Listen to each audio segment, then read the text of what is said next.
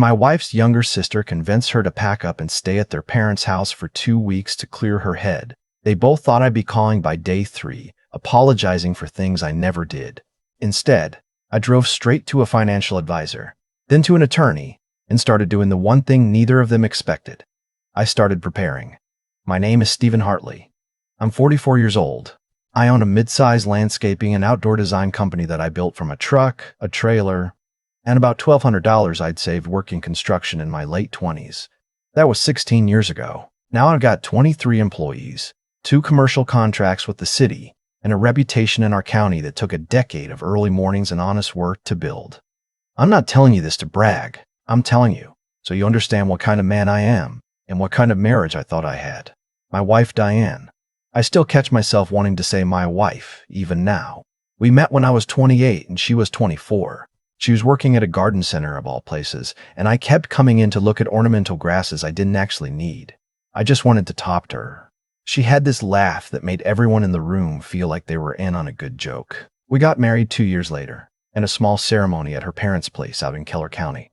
Her dad, a quiet man who fixed heavy equipment for a living, pulled me aside before the ceremony and said, "You take care of her, and she'll take care of you. It's really not more complicated than that." I kept that with me for 13 years. We have 2 kids. Our son, Ben, is 15. Our daughter, Lily. Wait, Lily's on the list. Our daughter, Meg, is 11. Ben has my build and his mother's stubbornness. Meg is all warmth. The kind of kid who writes thank you notes without being asked, and still holds my hand in parking lots. Those 2 kids are the reason I kept trying as long as I did. And they're the reason I finally stopped. The change in my wife didn't happen the way you'd expect. There was no single dramatic moment, no obvious turning point. It was more like watching a house plant dry out. Day by day, nothing looks that different. Then one morning you realize it's been dead for weeks, and you just didn't want to see it. It started around the time her younger sister, Trish, went through her divorce. Trish is 36, sharp-tongued, and the kind of person who reframes every bad decision she's ever made as a form of personal liberation. Her ex-husband, from what I could see, was a decent enough guy whose main crime was not being exciting enough for Trish. Once she'd found a new social circle. She left him in the spring, got a downtown apartment, and by the following fall, she was a different person. Louder, more performative about her independence, quick to have an opinion about everyone else's relationship. My wife started spending more time with Trish after the divorce. At first, I didn't think much of it. Trish needed support. That made sense. Family is family. But the visits stretched from once a week to 3 or 4 times. My wife started coming home later. She started using phrases that didn't sound like her. Things like, "I need to invest in myself," and "I've been shrinking myself to fit your life." That last one stopped me cold the first time I heard it. I'd handed her the keys to a life I built with my own hands. I'd never once told her what she could or couldn't do. She had a ceramic studio in our garage that I'd insulated and wired myself, so she'd have a warm place to work in winter. I tried talking to her. Several times. She'd either get defensive or distant, and somehow the conversation would end with me feeling like I'd done something wrong without ever being told what. That's a particular kind of loneliness. Being in a house full of people and feeling like you're the only one there. My father is 71. He's a retired electrician who has never in his life sugarcoated anything for anyone, including me. I stopped by his place one Sunday after dropping the kids at a birthday party, and I made the mistake of trying to minimize what was happening at home. He let me get through about 4 sentences before he put down his coffee and looked at me. "Son," he said, "you've been describing a leaky roof for the last year. At some point you either fix it or you accept that the house is going to be ruined. But you don't just keep moving your furniture to avoid the drips." I sat with that for a long time. What broke something open for me was the night I came home early from a job site. We'd wrapped up a commercial install ahead of schedule and found my wife on the back porch with Trish and 2 women I didn't know. I got myself a glass of water and stood just inside the kitchen door. I wasn't trying to eavesdrop. I just wasn't in a hurry. Trish was talking. She has a way of holding court that I'd noticed before. She speaks with this absolute certainty about things she's experienced, maybe twice. She was saying something about how women in long marriages lose themselves because they optimize for someone else's comfort. The 2 women I didn't know were nodding. My wife was nodding. Then Trish said, "The worst ones are the providers. They think paying for everything gives them the right to define everything, and the wife just slowly disappears. She paused and swirled her drink. Sound familiar? And my wife said quietly, more than I'd like to admit. I set my glass down on the counter and walked upstairs. I didn't slam anything. I didn't make a scene. I just sat on the edge of our bed in the dark and tried to remember the last time she'd looked at me like I was someone she was glad to come home to. I thought about the ceramic studio. I thought about the trip to Portugal we'd taken 3 years ago, just the two of us, because I'd noticed she'd seemed tired and I'd wanted to do something that was entirely for her. I thought about every parent-teacher conference, every school play, every Saturday morning I'd gotten up with the kids so she could sleep in.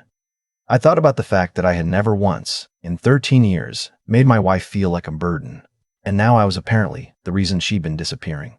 The next morning, I asked her directly. I said I'd heard what she said on the porch. I wasn't accusatory. I just asked her to help me understand, because I genuinely wanted to. What I got instead was a rehearsed-sounding speech about how I didn't see her, how she felt like an extension of my life rather than a person with her own. I listened to the whole thing. When she finished, I said, I insulated that studio for you in November. I wore my coat the whole time because the heater wasn't set up yet. Is that the action of a man who doesn't see you? She didn't have an answer for that. She just looked at me with this expression I'd started to recognize. Like she'd already decided how she felt, and evidence to the contrary was just an inconvenience. Things moved faster after that. She started keeping her phone face down. She started having plans on nights that used to be family nights. Trish was clearly a constant presence. I'd see the texts lighting up the screen before my wife flipped it over. I didn't snoop. I didn't need to. The pattern was telling me everything I needed to know. What finally confirmed it was our finances. I run the business accounts carefully. I've had to, since the early days when cash flow was unpredictable. Once a month, I sit down and go through everything. It's just habit. In March, I noticed a joint savings account had a series of withdrawals I didn't recognize. Not enormous amounts individually, but together they added up to just under $9,000 over 5 months. Transfers to a Venmo account I didn't recognize. A charge for what turned out to be a life coaching service. Spa charges at a place 2 counties over that I'd never heard her mention. I cross-referenced the Venmo. It took me about 40 minutes to trace it back to a woman named, and I'll use a different name here to avoid any legal issue. Someone in Trish's friend group who ran what was essentially a reinvention coaching operation for women going through divorce or transition. My wife had been paying this woman for monthly sessions. She had never mentioned it once. I didn't confront her that night. I made copies of everything first. The conversation happened on a Thursday. I laid the statements on the kitchen table after the kids were in bed. I didn't yell. I didn't accuse. I just asked her to explain what I was looking at.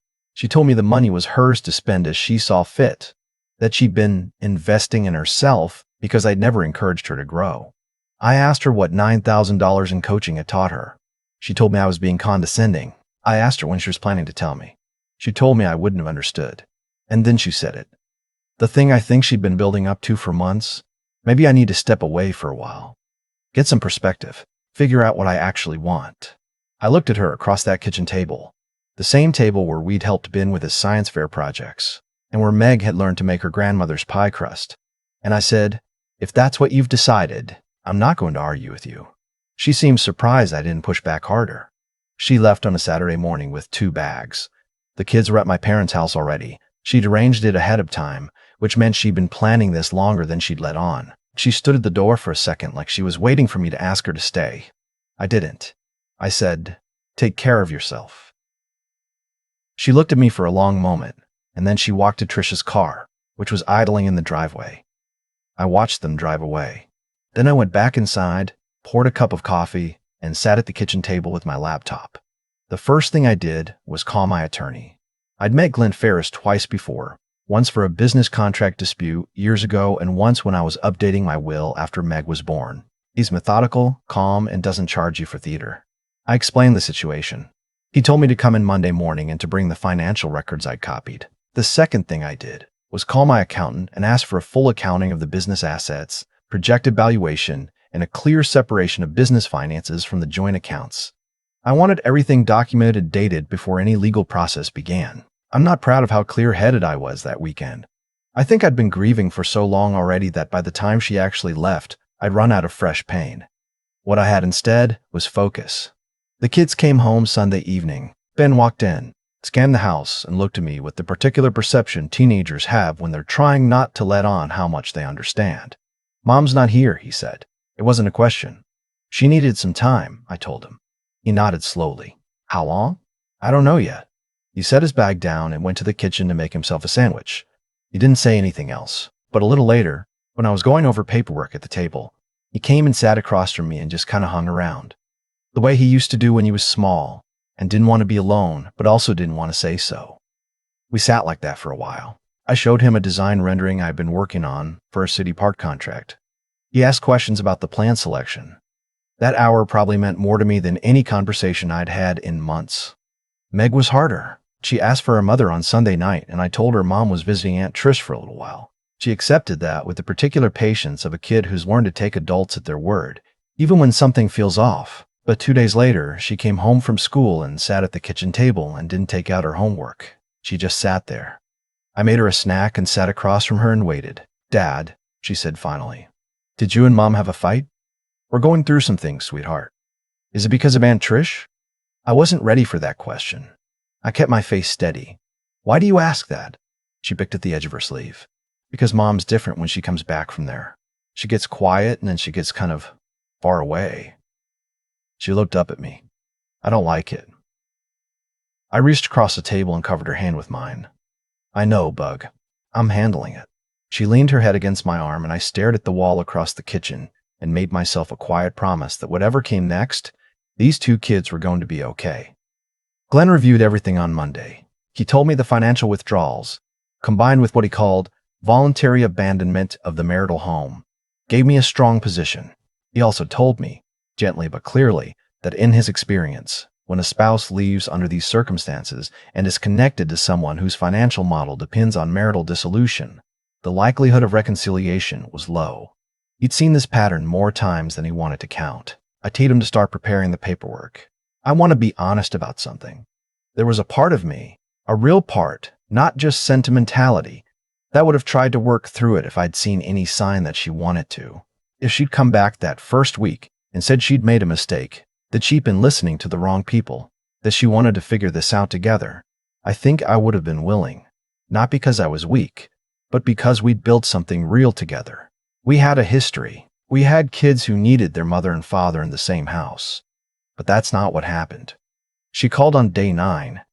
Her voice was light in a way that felt rehearsed, bright and casual, like she was calling to check in on a minor inconvenience rather than the marriage she walked out of. She asked how the kids were.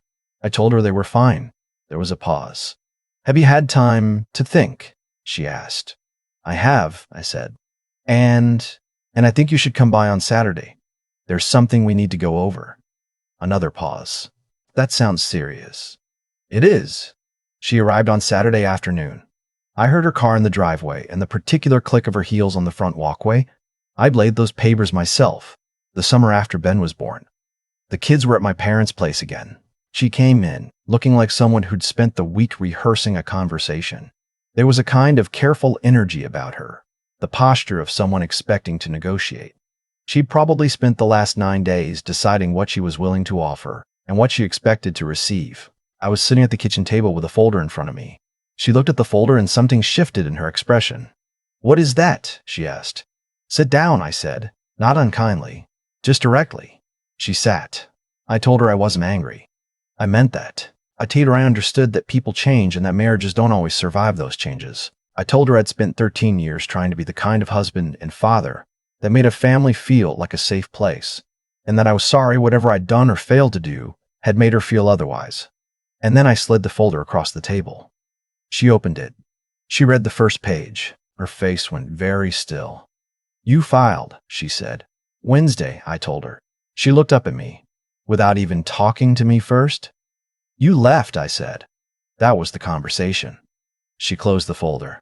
For a moment she just sat there, and I watched something move across her face. Not quite regret, not quite shock. Something more complicated. A recalibration. "This isn't what I wanted," she said finally. "I know," I told her. "But it's what happened.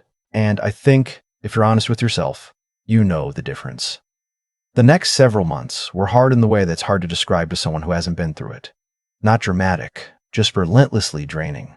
The mediation process was contentious early on. Her attorney tried to argue that my business valuation should be split more favorably toward her on the grounds that the company had grown during our marriage. Glenn countered with documentation of the financial withdrawals, the coaching payments, the pattern of removing shared funds without disclosure. The judge was not moved by her explanation that she'd been pursuing personal development. She got a fair settlement, not the one her attorney originally pushed for, but fair. The house went to me, which meant stability for the kids. She got a portion of the liquid assets and a transitional support arrangement.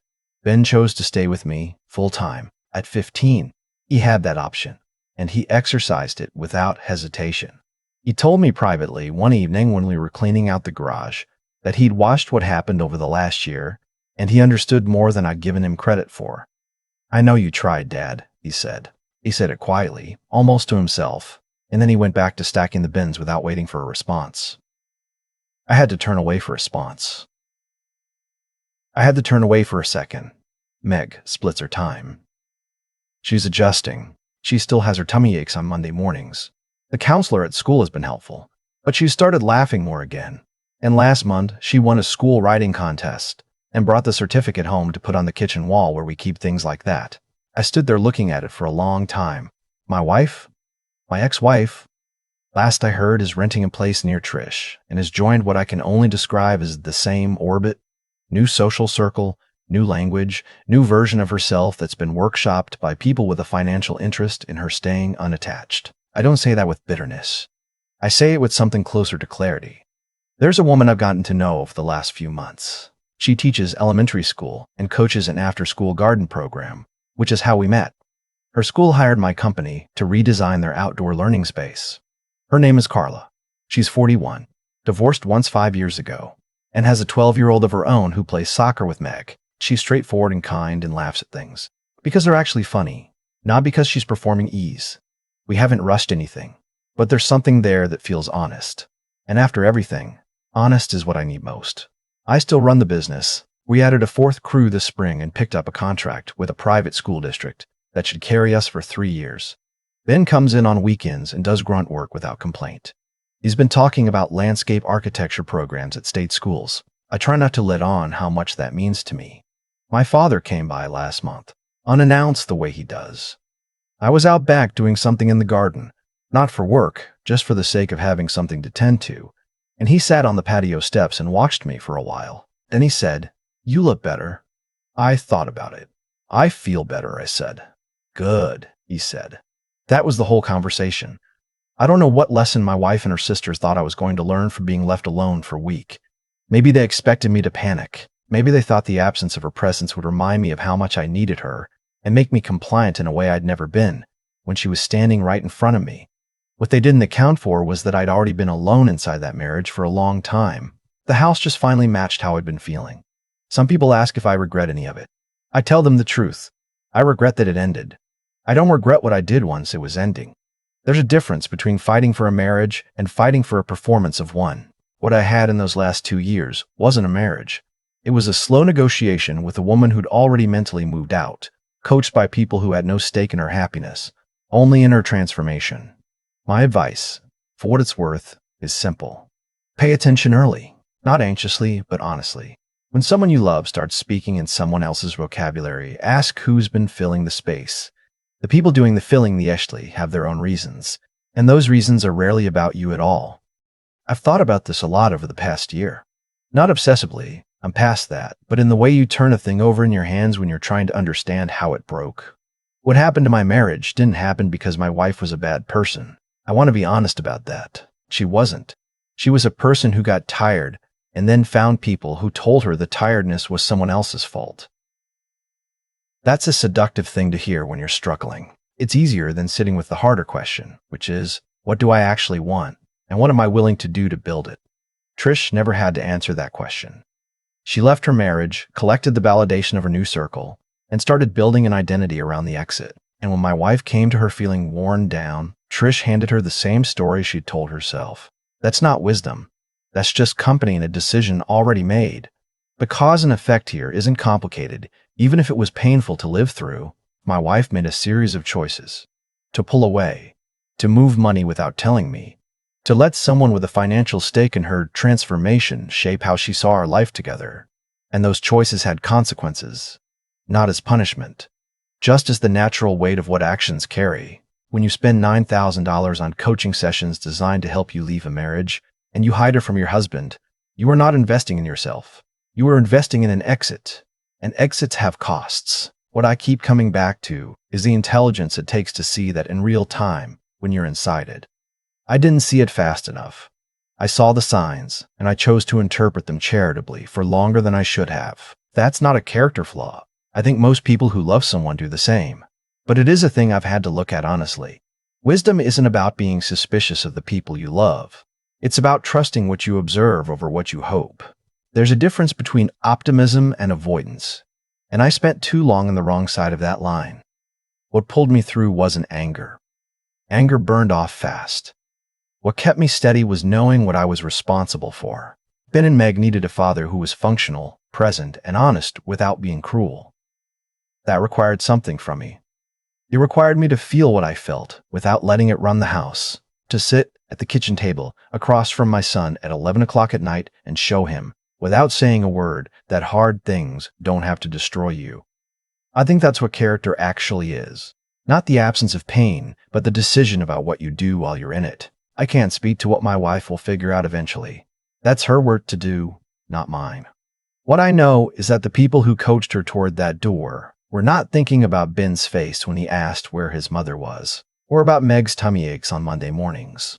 They were thinking about a narrative, and narratives don't raise children. The most important thing I've done in the past year isn't filing the papers or protecting the business assets or any of the practical steps I took. The most important thing was staying honest with myself about what I could and couldn't control, and then putting my energy entirely into what I could. That's the only thing any of us can do, really. The rest has a way of working itself out. Not magically, not without cost, but with a clarity that only comes once you stop waiting for someone else to change direction.